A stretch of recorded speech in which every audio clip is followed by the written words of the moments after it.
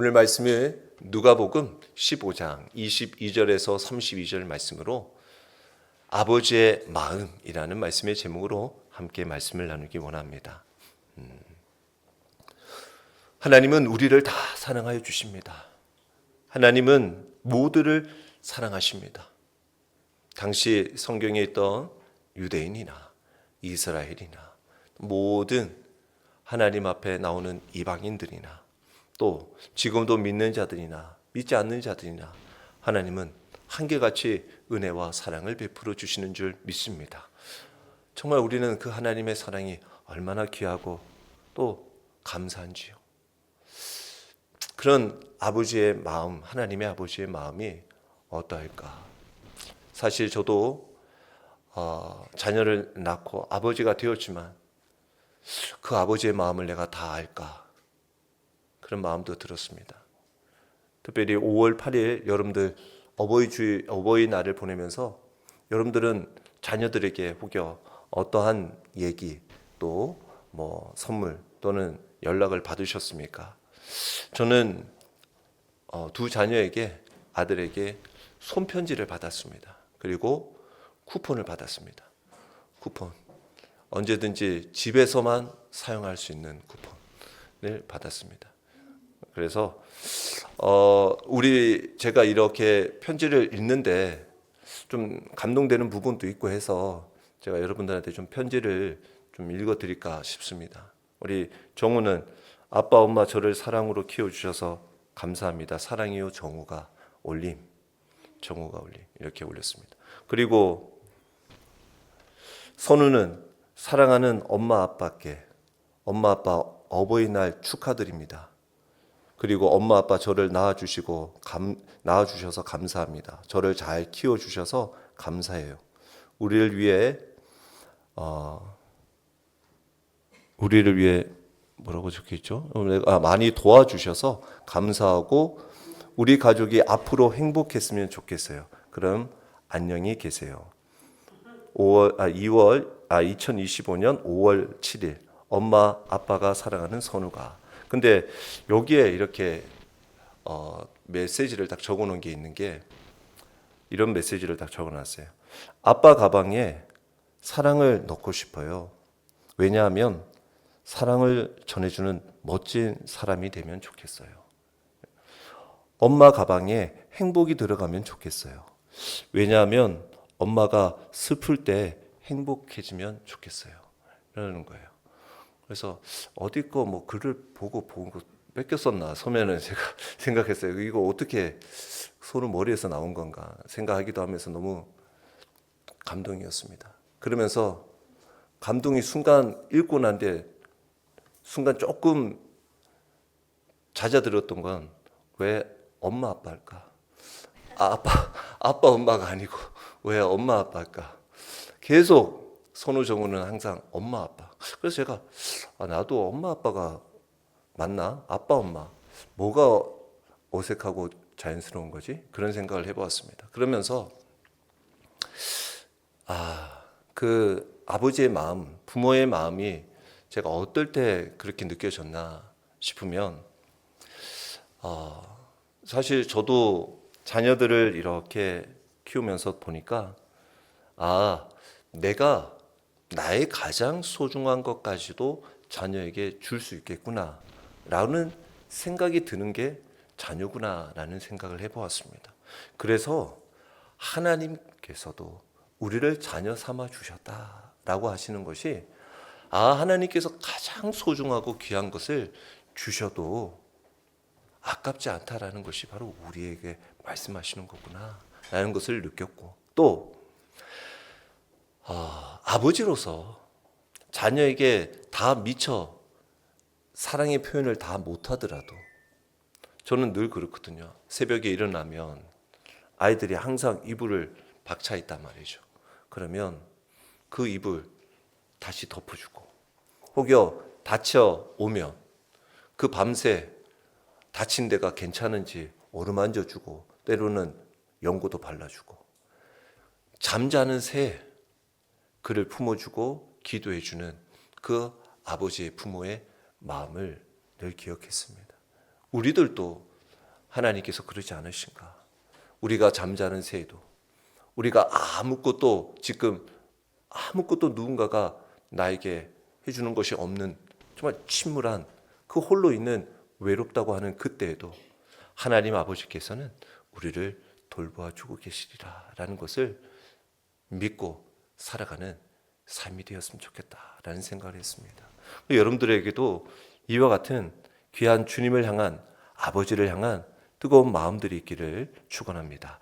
특별히 오늘 누가복음 15장의 내용에는 여러분들이 잘 아시는 내용들 속에 잃어버린 것을 찾는 비유들이 나옵니다.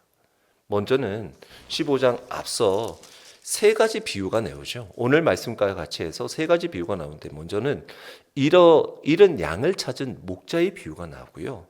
이게 1절부터 7절까지입니다. 그리고 두 번째는 잃은 드라크마, 그 은전을 찾은 여인의 비유에 대해 말씀하고 있고, 오늘 말씀에는 잃은 아들을 찾은 아버지의 비유가 나와 있습니다. 우리가 잘 아는 탕자 이야기, 탕자 비유의 이야기입니다. 자, 그런데 여기에 말씀에 보면 공통점이 있고 오늘 우리가 읽은 내용에만 조금 의아한 다른 부분이 있습니다. 그게 뭐냐면, 잃은 양과 잃은 드라크마를 찾고 오늘 잃은 아들을 찾아서 축하하는 장면으로 끝나면 이게 세 비유가 얼추 맞아집니다.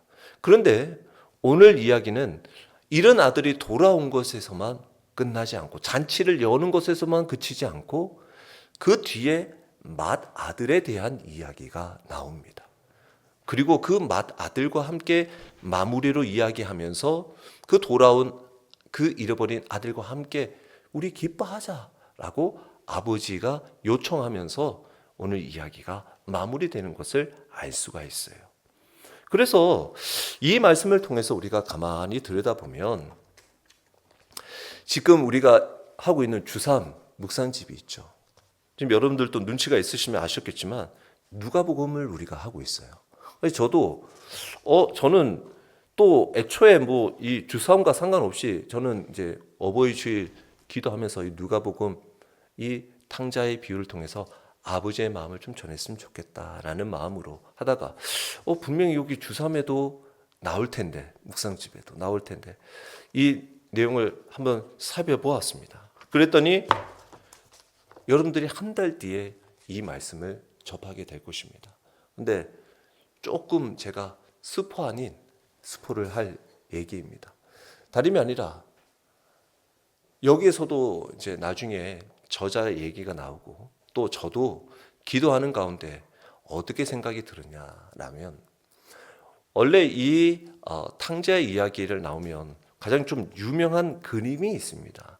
네덜란드 화가로서 유명한 렘브란트라는 화가에서 돌아온 탕자라는 그림이 있습니다.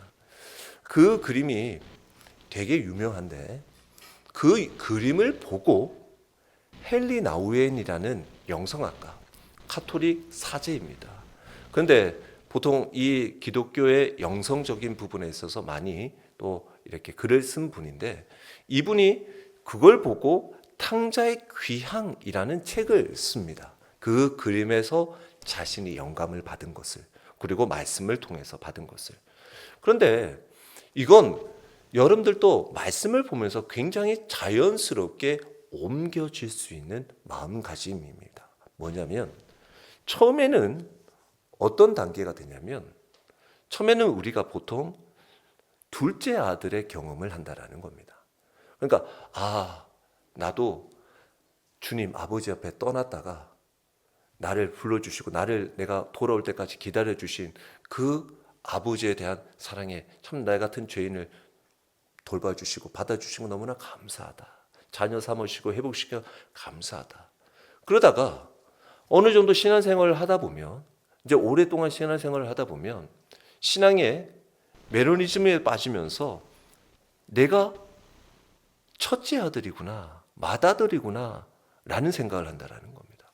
이게 왜 그러냐면, 내가 이제 아버지와 늘 함께 있는데도 불구하고 아버지와 함께 있으면서 아버지가 내게 네 거고 네가 다 내 거다 라고 하는 그건 모른 채 오히려 염소 새끼 하나 왜 안 잡아주냐고 서운해하는 맏아들의 모습이 내한테 있더라라는 거예요.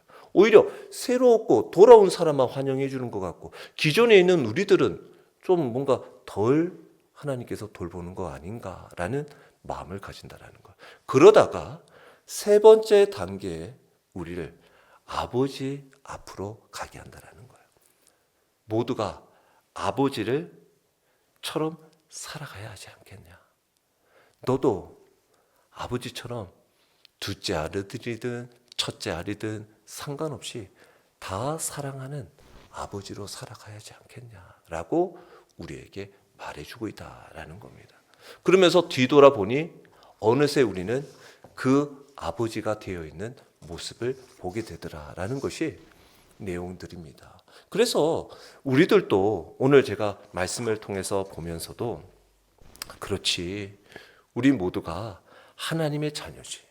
그러나 때로는 집 나간 둘째 아들처럼 죄의 길로 향할 때가 있고 때로는 집안에 머물면서도 은혜를 잊은 큰 맏아들처럼 살 때도 있구나. 그래서 오늘 본문을 통해서 돌아온 둘째 아들과 이를 못마땅하게 여기는 맏아들 사이에서도 변함없이 두 아들을 사랑하는 아버지의 마음을 깊이 보여주고 있는 것을 알 수 있어요. 저도 첫째 아들, 둘째 아들 동일하게 사랑합니다. 근데 때로는 뭔가 말과 행동으로 아들의 입장에서는 그렇지 않은가 생각할지 모르지만 아버지의 마음은 그렇지 않다라는 것이죠. 우리 하나님의 마음, 즉 아버지의 마음이 어떠한지를 오늘 말씀을 통해서 잠깐 우리가 한번 살펴보면 좋겠습니다. 먼저 오늘 말씀에 아버지의 마음은 조건 없이 용서를 베푸시는 마음입니다. 오늘 22절에서 24절의 말씀을 보시면 우리는 누구나 인생의 어느 순간에 하나님과 멀어질 때가 있습니다. 어떤 이는 죄로 인해서, 어떤 이는 상처로 인해서, 어떤 이는 무관심하고 바쁜 일들 상에서 하나님을 떠나기도 합니다. 오늘 본문에는 그런 우리를 향해 하나님 아버지가 어떤 마음으로 기다리고 계시는지를 알려주고 있어요. 하나님은 돌아오는 자를 비난하지 않으시고 기쁨으로 맞이하시고 온전히 회복시키시는 분임을 말씀하고 있습니다. 22절, 23절의 말씀을 볼까요? 아버지는 종들에게 이르되 제일 좋은 옷을 내어다가 입히고 손에 가라지를 끼우고 발에 신을 신기라. 그리고 살찐 송아지를 끌어다가 잡으라. 우리가 먹고 즐기자라고 말씀하고 있어요. 돌아온 아들을 향한 아버지의 반응은 책망하지 않습니다. 야, 네 꼴이 왜 이러냐? 너 가져간 거 뭐 하다가 이렇게 된 거냐? 라고 추궁하지 않습니다. 즉각적으로 그냥 그 아들을 환영해 주고 있습니다. 심지어 먼저 가서 아들을 안아주십니다. 회복이었습니다. 하나님 아버지는 우리를 이렇게 맞이해 주셨어요. 하나님은 우리도 이렇게 맞이해 주셨습니다. 그리고는 어떻게 하십니까? 제일 좋은 옷을 내어다가 입혔다라는 것입니다. 성경에서는 신분이 변화되어지고 또 회복되어지는 것에서 항상 옷을 받고 있게 합니다. 요셉이 바로 왕 앞에 있을 때에도 그의 신분이 바뀌면서 옷을 받고 있습니다. 즉 신분 회복을 말합니다. 19절에 보면 방탕한 길에서 돌아온 아들은 오히려 아버지 앞에서 나 자녀로 아들로 삼아주지 않고 그냥 품꾼으로 여겨주세요 라고 그 아들은 얘기합니다. 난 그냥 아버지 품꾼이면 됩니다 라고 얘기합니다. 그러나 아버지는 그 아들의 말대로 하지 않으시고 제일 좋은 옷을 입히셨습니다. 여기서 좋은 옷은 무엇입니까? 바로 아들의 신분의 회복입니다. 과거의 허물이나 죄를 묻지 않고 존귀한 자녀 존재로 다시 세워주시겠다는 하나님의 은혜입니다. 하나님은 우리가 돌아오기만 하면 이전의 실패를 묻지 않으십니다. 우리를 다시 존귀한 자녀로 회복시켜 주십니다. 22절에 손에 가라지를 끼우고 발에 신을 신겼다. 이것은 관계와 권리의 회복입니다. 당시 이 가족의 인장 도장은 권한을 상징합니다.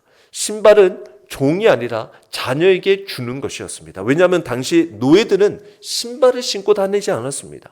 그래서 아버지는 단순히 그를 용서하는 것뿐만 아니라 관계의 자리, 그리고 권리의 자리, 그리고 아들로서의 신분을 완전히 회복시켜 주시겠다라는 것이었습니다.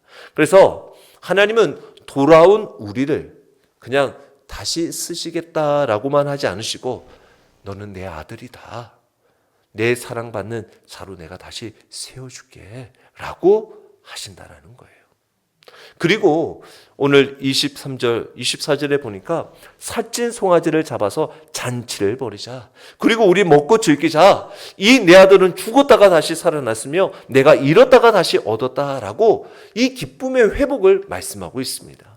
생각해 보세요. 여러분들도 내 자녀가 잃었다가 돌아왔습니다. 지금도 자녀를 혹여나 잃어버리고 실종된 분들은 언제 아들이 돌아올까 기다리는 거예요. 이사 가지 못하는 거예요. 방을 정리할 수가 없는 거예요. 기다리는 거예요. 근데 그 기다리는 자녀가 돌아왔다고 생각해 보십시오. 얼마나 기쁘겠습니까? 그 아버지의 기쁨이 얼마나 기쁘겠냐라는 겁니다. 그 기쁨을 그냥 가만히 어이구 기뻐하지 않고 우리 함께 기뻐하고 즐거워하자라고 선포하고 있다는 것입니다. 그저 용서, 수용이만 아니라 함께 즐기고 잔치하는 회복의 기쁨이었습니다. 아버지는 아들이 돌아온 사실, 그 사실을 자기 안에서만 끝내지 않고 온 집안에 함께 기뻐하도록 선포하고 있어요. 이처럼 주님이 십자가에서 우리의 죄를 사하신 이 주님의 복음, 주님이 우리의 죄를 사해 주신 이 주님의 크신 사랑, 이 복음을 우리는 꼭 붙들어야 하는 거예요. 이 복음은 회복이며 기쁨이며 또 이 복음은 우리의 관계를 회복하는 잔치다라는 것입니다. 그래서 주님의 귀한 그 크신 은혜를 우리는 꼭 간직해야 합니다. 그런데 한번 생각해 보세요. 돌아온 탕자의 모습 속에서 이 회복이 되어지는 근거가 어디 있습니까? 탕자는, 둘째 아들은 단지 한 것은 돌아온 것뿐이에요. 회개한 것뿐입니다. 그 외의 모든 것은 아버지가 하셨어요. 옷을 입히십니다. 반지를 끼우십니다. 신을 신겨주어요. 송아지를 잡아 기뻐하며 잔치를 여십니다. 이러한 분이 바로 아버지시다라는 거예요. 우리가 해야 할 일이 뭡니까? 바로 아버지께로 돌아가는 것입니다. 아버지는 아들의 죄보다 그 돌아온 후의 관계의 회복을 더 기뻐하십니다. 하나님 아버지의 마음은 우리가 돌아오기만 하면 조건 없이 품어주시는 사랑입니다. 우리가 어떤 실패와 죄 가운데 있다 할지라도 아버지는 나의 과거, 현재 그 과거보다 현재 회개를 더 귀하게 여기신다라는 겁니다. 우리는 자주 사람의 기준으로 용서를 계산으로 하려고 합니다. 그러나 아버지의 마음은 조건 없는 용서입니다. 내가 이만큼 해야 되나? 내가 이만큼 못했는데 라고 생각합니다. 그러나 우리 역시 이 아버지의 마음을 알면 용서하고 품을 수 있는 자들이 되어야 하는 겁니다. 우리도 조건 없이 우리를 용서해 주시는 그 아버지의 마음을 품기를 축원합니다.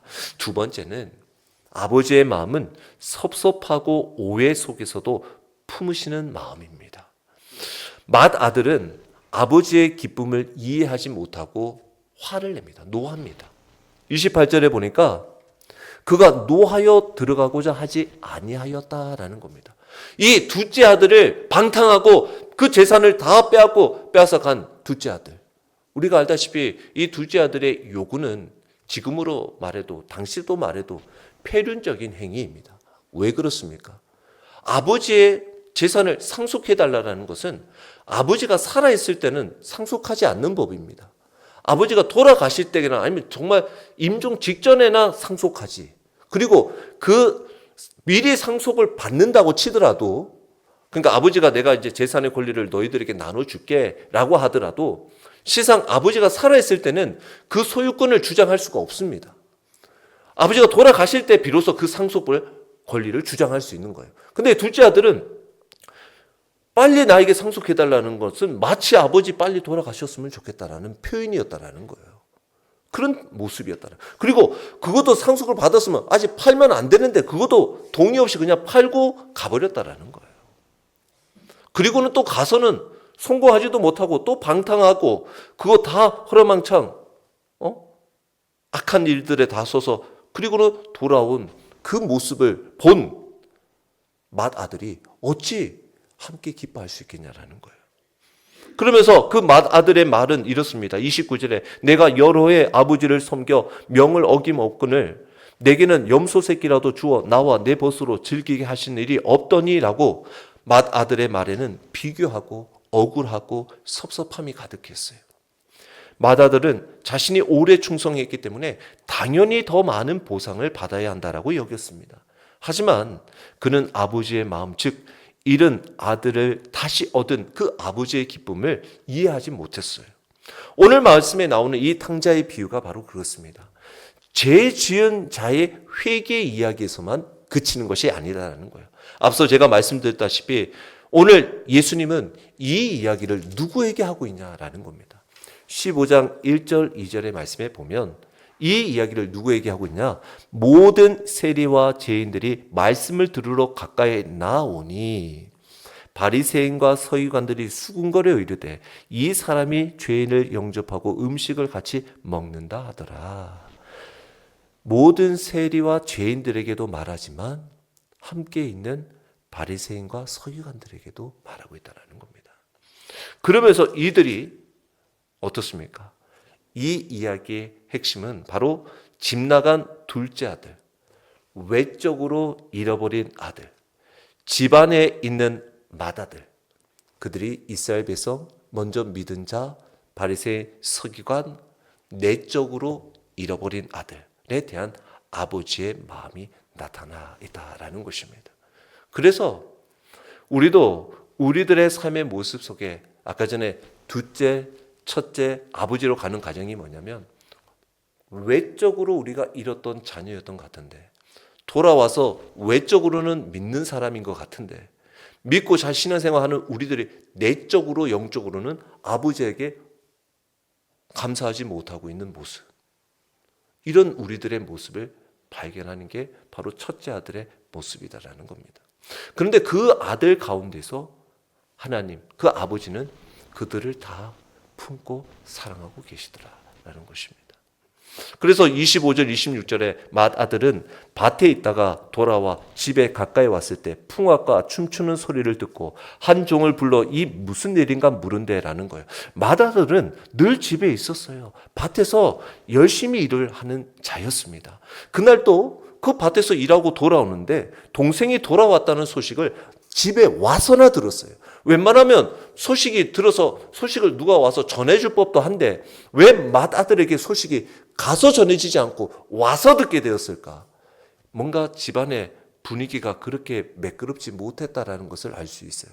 그러니까 빨리 맏아들을 불러오라고 하지 않고 맏아들이 와서는 알았다라는 거예요. 그리고 그 소식을 들었을 때 맏아들의 반응은 기뻐하지 않고 오히려 이 돌아온 아들을 거절하고 또 의문을 갖게 합니다. 그러면서 야, 이거 뭐냐? 이거 무슨 소리야? 이거 무슨 일이 있는 거야? 라고 얘기하죠. 그러자 27절에 대답하되 종이 얘기합니다. 당신의 동생이 돌아왔음에 당신의 아버지가 건강한 그를 다시 맞아들이게 됨으로 인하여 살찐 송아지를 잡았나이다. 종의 입에서 들은 것은 짐을 떠났던 동생이 돌아와서 그것을 기뻐하며 열린 잔치가 지금 이렇습니다. 라는 소식을 듣습니다. 근데 맏아들은 도무지 이 이야기를 납득이 안 가는 거예요. 이게 무슨 일인가? 이게 잔치 볼 일인가? 그것은 그는 부자 간의 회복, 형제 간의 회복보다 혹여 자신에게 미칠 손해 또는 자기의 수고가 묻힐 것에 대하여 불편했다라는 것입니다. 그리고 맏아들은 섭섭한 감정을 갖게 되며 사로잡힙니다. 그 감정에 묶이게 됩니다. 그리고 이렇게 얘기하죠. 28절에 그가 노하여 들어가고자 하지 아니하였다. 하지만 아버지가 나와서 권했다라고 말하고 있습니다. 그는 노했습니다. 그리고 기쁨의 자리로 들어가기를 거부했습니다. 첫째 아들은 아버지 집안에 있었지만 아버지의 마음은 밖에 있었다라는 것을 알 수 있어요. 이것이 섭섭함에 사로잡히면 하나님의 기쁨에 동참하지 못하는 모습이 오늘 이 모습을 통해 알 수가 있어요. 하나님의 은혜를 이해하지 못하고 같이 공동체 안에 기쁨을 나누지 못하고 회복하는데 함께 그 자리에 참여하지 못하는 맏아들의 모습을 보게 되었습니다. 결국 맏아들은 자기의 의와 비교에 빠지게 되었습니다. 29절에 내가 여러 해 동안 아버지를 섬겨서 명을 어김없이 나로 종노릇하면서 그렇게 했는데 이 창녀들과 함께 삼켜보니 이 아들이 돌아왔는데 이렇게 해준단 말이야? 라고 이 첫째 맏아들의 감정이 드러납니다. 근데 이 감정은 아주 잘못된 감정으로 드러납니다. 어떠냐? 자기의 의를 주장합니다. 내가 이만큼 아빠한테 충성했는데 나를 몰라준단 말이야? 하나님 앞에 내가 얼마나 열심히 한지, 내가 얼마나 기도하고 얼마나 하나님 앞에 순종하려고 하고 했는데 왜 내 이 행위는 인정 안 해주시는 거야?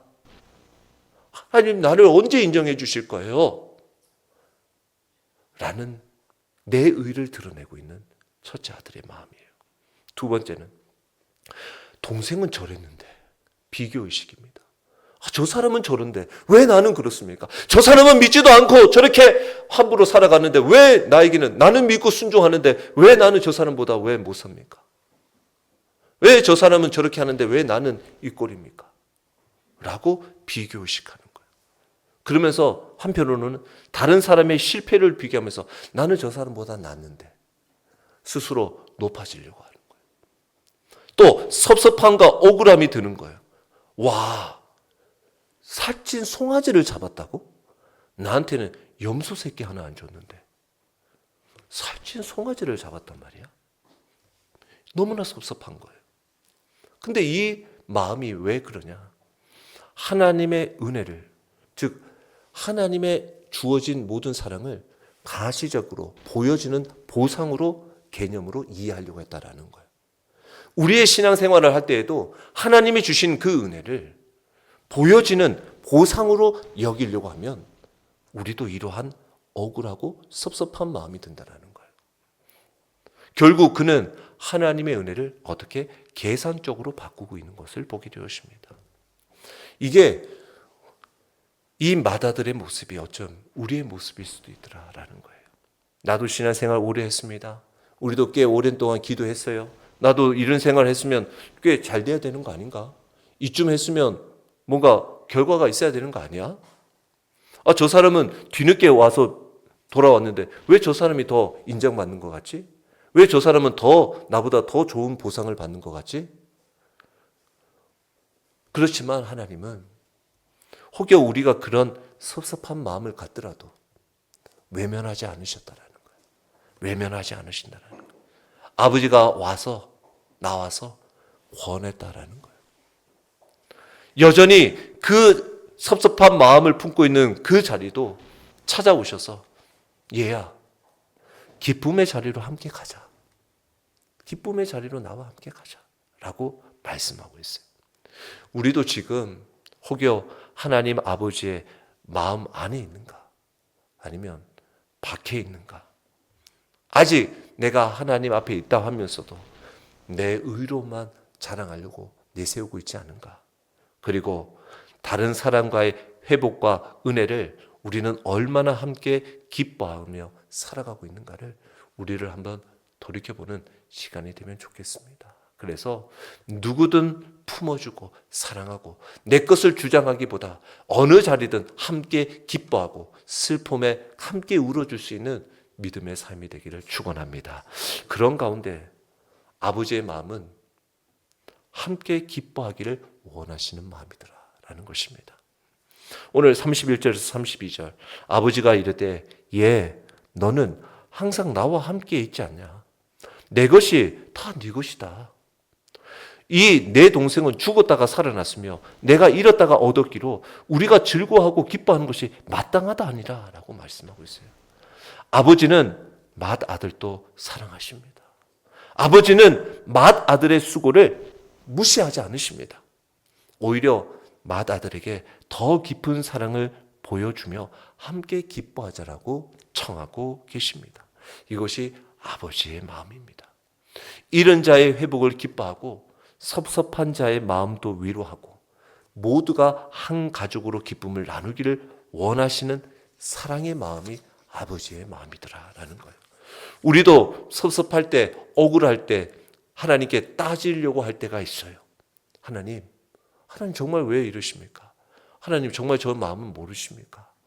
왜 언제까지 기다려야 합니까? 라고 따져 묻고 싶을 때가 있어요. 근데 하나님은 말씀하십니다. 내가 너와 함께 있지 않냐? 나는 너 잊지 않고 있어. 그리고 내 것이 다 네 거다. 걱정하지 마. 라고 말씀하십니다. 아버지는 맏아들의 마음을 바꾸려 하지 않으십니다. 그러면서 32절에 야, 네 동생이다. 네 동생이다. 왜 그러냐? 이 맏아들이요, 동생 보고 하는 얘기가 30절에 보면 이렇게 얘기하거든요. 아버지의 살림을 창녀들과 함께 삼켜보니 이 아들이 돌아오매. 이 아들은 당신의 아들이라는 말이에요. 그러니까 내 동생이 돌아왔다 하지 않고 아버지의 아들이 돌아왔다라고 자기를 동생으로 부르지를 않았어요. 첫째 아들은 동생으로 부르지 않았어요. 그러니까 아버지는 아니다. 네 동생이다. 그러면서 아버지가 분위기를 환기시켜 줍니다. 그리고 얘는 죽었다가 살아났다. 잃었다가 다시 찾았다. 그러니 우리 함께 기뻐하는 것이 마땅하다라는 것입니다. 죽었다가 살아났다라는 거예요. 하나님의 은혜를 경험한 자는 이처럼 자기 중심의 감정을 넘어서서 함께 기뻐할 줄 아는, 왜냐하면 이것이 하나님의 마음에 합한 일이라는 것을 알기 때문이죠. 근데 오늘 누가복음 15장의 결말은 열린 결말입니다. 맏아들이 잔치에 들어갔는지 끝까지 거절했는지 결론이 나와 있지 않습니다. 왜 그럴까요? 예수님은 이 비유를 듣고 있는 바리새인들에게 또 우리들에게 너는 어떻게 할 건가? 라고 묻고 있다라는 것입니다. 하나님의 은혜에 너 함께 동참할 거야? 이 잔치에 기꺼이 참여할 거야? 아니면 아직까지도 은혜를 계산하고 판단하면서 그냥 그 자리에 서 있을 거야?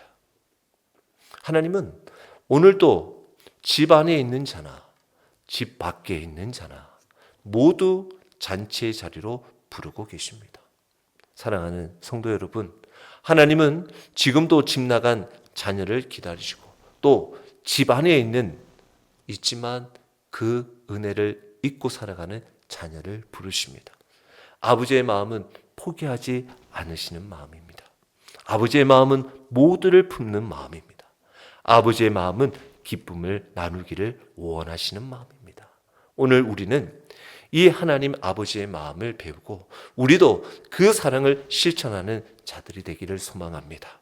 우리 모두 하나님 아버지의 마음을 품고 가정을, 교회를, 이웃을 사랑하며 살아가시기를 주님의 이름으로 축원합니다.